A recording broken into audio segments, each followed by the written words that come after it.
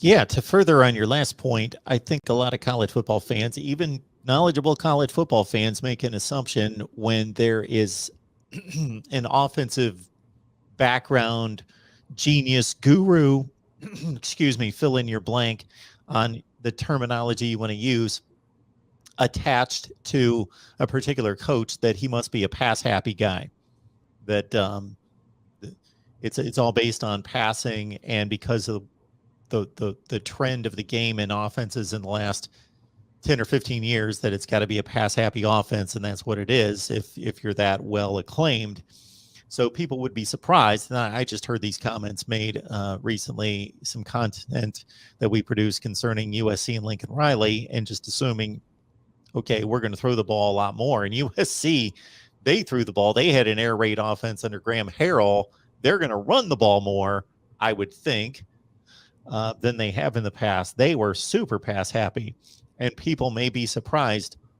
Ole Miss was 12th in the nation out of 130 teams in rushing offense last year.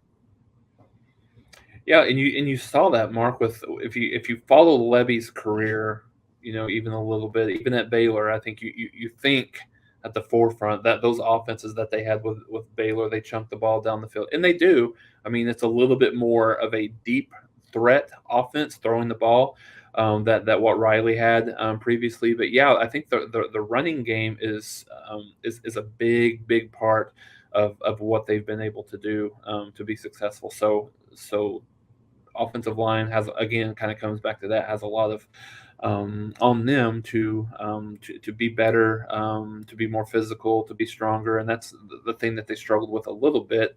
Technique wasn't always just completely bad, but I think when you looked at that, with the strength up front wasn't quite where it needed to be. And I think the other thing that's going to be interesting this year, Mark, and it's something that we'll see a little bit in the spring, but it won't come to fruition until a little bit more in the in the fall when the games start, was that Oklahoma's run scheme. There was a lot of complaining, just from people that follow Oklahoma, some of the beat writers and people that cover Oklahoma, just how sophisticated Oklahoma's run scheme has been over the last few years.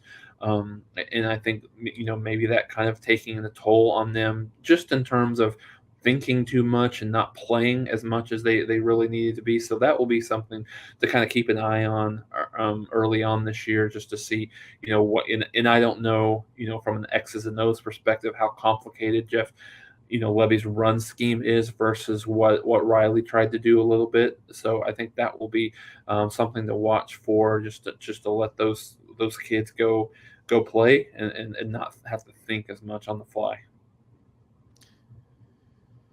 Roberto is wanting me, to quote Roberto, to show him some love. So I guess that means posting his comments. He believes that Brent Venables, having the approach that he does, is going to lean on Lebby to run the ball more than he may have otherwise. Who knows?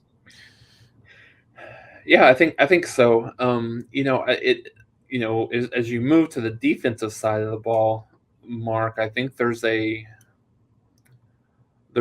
renewed confidence that the defense will be better. I don't know about saying that they'll be just fine.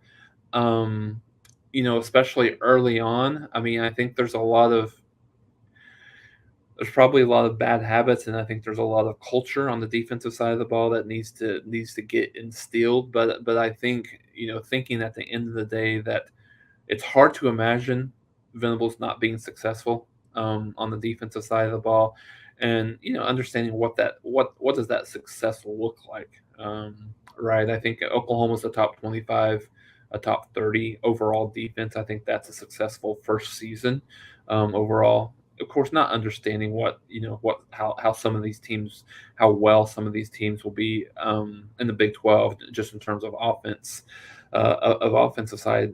But yeah, I think there's a renewed confidence that Oklahoma is going to be good across the defense, especially with the recruiting class that they brought in, returning guys that they have, and then some of those transfer guys that have came in, along with the coaches that Oklahoma has on the defensive side of the ball.